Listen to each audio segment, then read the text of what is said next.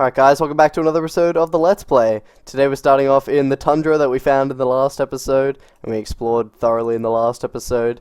And we're actually gonna start building here in this area. We're gonna build, you could probably guess just by the shape of this base that I've created, what we're gonna build here. But in between episodes, as you can see, I've created a portal here. So if I go through that, as you can see, I spent a lot of time making pathways, infrastructure in the nether so that I can safely get to and from places without being fireballed and whatever by all the ghasts. You can hear the racket. You can hear the racket. That's because there are just tons of ghasts everywhere all over this place, and I basically had to crawl out, crawl back in. It was a big effort. It was a lot of work. Over lava lakes and stuff. It was very dangerous, but I managed, which was good. Basically, if you go down the end of this corridor, turn left, takes us back to our InfDev place, turn right, it takes us to our alpha place, but just to the skeleton farm. I didn't want a portal on the top of the alpha area, just for the sake of preservation. But yeah, it takes us to the skeleton farm, which is good. But anyway, if we come back through to the tundra area, it's thankfully a lot less noisy, but we do have this little outline here which I intend to put a building on, and we might make this kind of new place of residence, or at least a little stopping point, just while we try and figure out how to get those pumpkins over there. And I want to build with the snow blocks. So I've got a few resources over here in this chest. We're going to need a lot more snow than this. This is, yeah, not quite enough.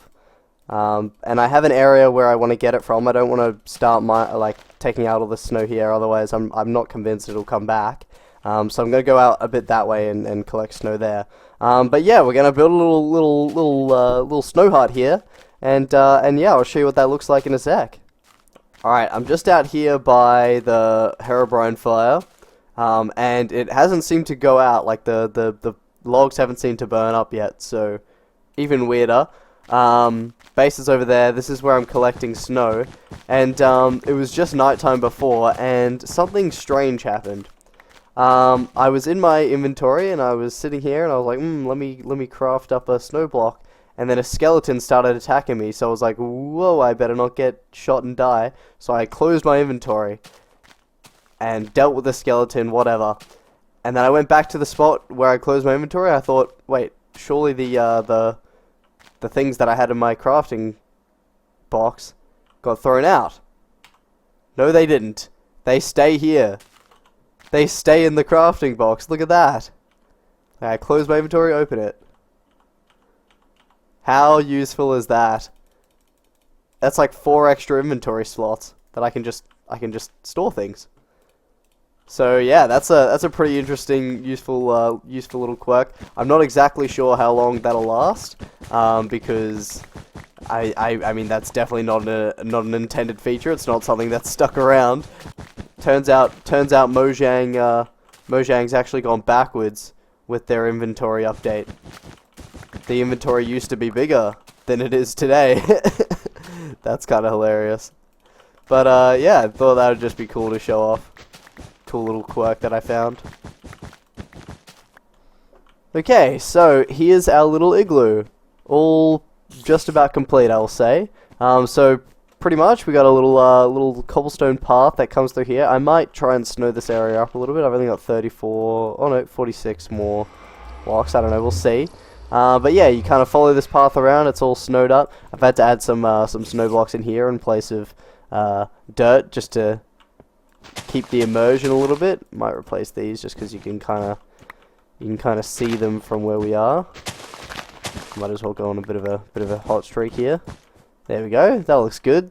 And then yeah, it sort of leads you up to this door here. I'll give you a bit of an open view of the hut. Looks pretty good. You sort of come in through here. Now it's got a bit of mood lighting, so it's kind of like, because it's cold, the torches don't glow as hard, you know, they can't, it's harder for them to glow, so, you know, they're kind of burning out a little bit. But yeah, we got a little painting, we got some storage, well, room for storage at least. I haven't really put anything in here yet. But yeah, this is a little base of operations. We got a little furnace array here. But yeah, it could be used for a little base of operations. But yeah, I wanted to build with the snow, obviously, because it's kind of a pretty important block that was added, so it's pretty neat. But yeah, I thought I'd start today's episode off with a little bit of building, and I think there's a cute little igloo that we've kind of added to the world, and yeah, it's a nice little spot to have it in case we're ever in this area or plan on traveling out further. Now, I know we've connected the igloo via the nether, but I also want to connect it through the rail system we have that connects the alpha place. I want it to be able to turn off and come this way, and maybe come out of this little section here as like a, I don't know, as like a rail stop, and you know, you sort of go into the mountain and then down again, and out that way. Just because I think it's fun to have like these kind of rail tracks and these travel systems throughout the world. So yeah, I think I'm just gonna cave into this wall a little bit. Okay, so I've made a start on this railway. So pretty much, this is if you wanted to head back to the infdev place or the alpha place, comes down and then you get shot off. So very convenient, very easy. I actually found that you don't even need to have this elevation. You can just have this come around and circle around like this. So this kind of simplifies things a little bit. If I do that, might make it a bit safer. But yeah, that hopefully should simplify this boosting system. But yeah, this is the height level where we want to be at. And we mine this way, and then eventually we'll find our way to our other rails, and we'll be able to just connect them up. And then I want to try some redstone because I'll show you actually. Okay, so this is what I've kind of pulled together. So this kind of shows you what I mean. If I get rid of this right now and get rid of this, so here's the corner block that I was talking about. If I power that, it switches. You see that? I'll stand here so you can see it. You see it switching? So obviously, I can't just make huge lines of redstone because the power from the piston will eventually diminish over time. But I can make the power go long. I can make I can make it go longer if I alternate these redstone switches here. So when I turn that off, turns that off, which flicks it, makes it go this way. Flicks it, makes it go this way. So we can switch the rails, is what I mean, which is ideal, and helps a lot. So I'm hoping to figure out how to use this to allow us to basically get underground, flick a switch that says, oh yes, this way. If you flick it this way, you go straight to the alpha. You flick it this way, you go straight to the ice place. Basically, that's kind of what I want to try and figure out. But first we gotta dig a tunnel. Alright, and a couple of hours later the tunnel has been built. It cost all of my iron. I had to make over 5 stacks 15. I had to make over 15 stacks of rails. I only have 12 left. I have to make 15 stacks of these, and this is all the iron I have left. 7 iron. I have 7 iron I'm gonna need to go. And that's after I went out and actually intentionally collected some because I knew I'd need a lot. I need to go out again and collect more. Oh man. But anyway, let me show you this rail. So we're gonna boost off from our regular point. And okay, I will say this probably is gonna take a lot longer than if I just walked in the nether, but it's fun to be able to do it. All right, it's fun to have these railways in our place, and if we ever need to, you know, travel anything by chest, we can use them. Anyway, here's the turn. There we go. There's the corner, and you can see it's a huge corridor. Huge corridor right there.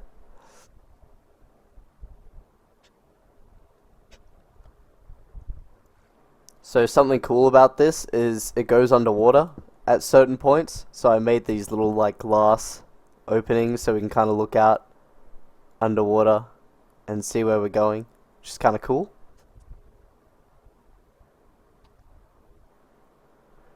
Little lava problem. Lava underwater. You never see that in modern Minecraft. Here's our chords. Oh, wait. Is it just me or are we slowing down? Yeah, we're definitely slowing. Wait, what the heck? We're slowing down. We're not moving. We're like super slow. What the heck? Oh, so it's not infinite rail. Like, not infinite distance. Interesting. Okay, we're gonna mark a spot because we started slowing down. That's really interesting. So I guess that momentum isn't infinite. We're gonna have to make like another temporary booster, I guess, at some point along here. I feel like we kind of started slowing down around here. So it turns out the elevation thing is actually, I don't know, I guess it's like maybe it's directional or something. I don't know, but I have to do the elevation thing here, which is interesting. I've just realized this doesn't let me come back. Oh, we're gonna need more rails. Look, we'll sort out that problem later, I think. But for now, we will just sort out this way, like the going this way problem. Okay, so we should be set. So we should be able to keep going fine and finish off our route. Okay. Interesting. Okay, we are gonna. No! Oh, that's so frustrating. Damn it! What are the odds? I punch a torch out. That's so annoying. Yeah, that does mean going back is going to be kind of a pain because we won't be able to go back the way we came. But that's all right. We'll figure that out later. I need to go mining for iron because I am horribly short on iron. And just for this end part here, I've got myself turning off and hitting this block here. I think what I need to do is have it come, like have the rail come up here on this side, and then meet up with like here, so that hopefully it'll come in and turn up or something. Yeah, we'll see. We'll see. But that's the rail. That's the rail for now. It's still got a few problems, but at least we've got the bulk of the work done. So coming down here, basically I'm going to put a lever on this wall, and then the redstone's going to travel down a line to the connection is basically. So if I travel along here, I've knocked out a couple of the rails. So right in here. So as you sort of travel along here, I've got a bit of redstone here. And basically, when a rail is turned like this, if you're going straight like this, you'll keep going straight. But then when I flick this lever on, now I'll be able to turn and go straight that way. And basically, I just need to extend this pulse all the way to that point there. And I also need to make it so that from all the way over there, you can do the same thing. And same with over there, because I imagine if I'm coming along this way, okay, that's fine.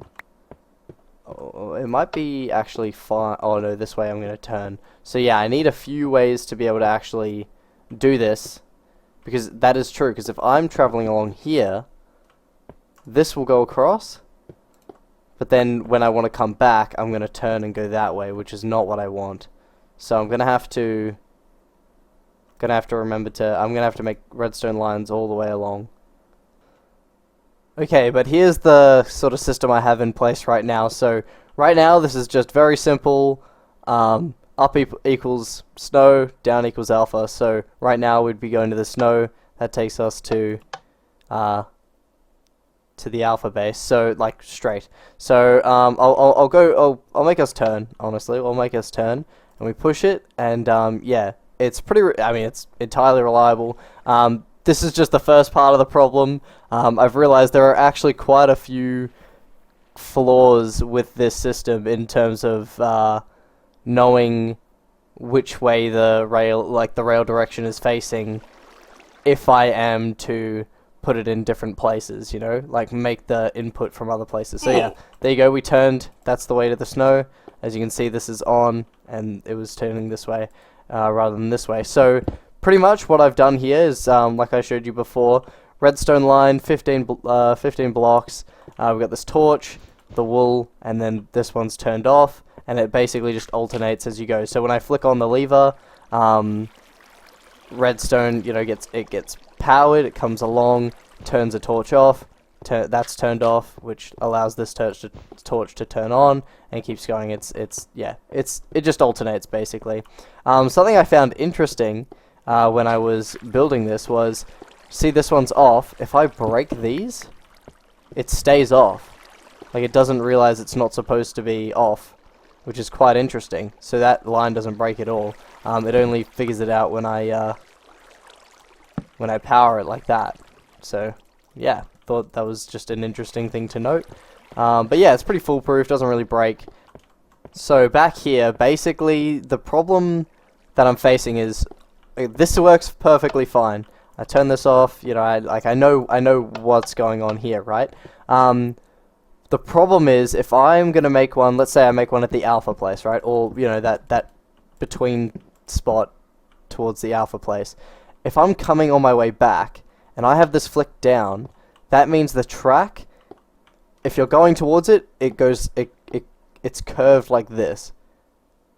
So it's straight and then curves like this, which allows you to go forward, but if I'm on my way back, I'm going to turn and go to the snow place, basically, which is really annoying. So I need to be able to have a lever over there and a lever at the snow place so that I can choose where I'm going, basically, from any place. Which obviously, firstly, is a lot of redstone, and I think this is almost all of the redstone I have left. But secondly, I need indicators to tell me which way the rail is facing. So I need like a redstone torch on a wall that basically says, if this is on, it's facing this way, if it's off, it's facing this way. That's the big problem with this system right now, and I haven't really figured out a solution. Once I make another line connecting it, I think I'll be able to figure it out pretty easily, but for now, I'm not entirely sure how to fix this problem so far, but yeah, I think for now I'm going to leave it. I've been working on it for a while. Digging all those tunnels was a big effort. But yeah. Anyway, I hope you enjoyed today's episode. If you did, leave a like and subscribe. And comment down below what you kind of think of the episode. And yeah, I'll catch you in the next one. Laters!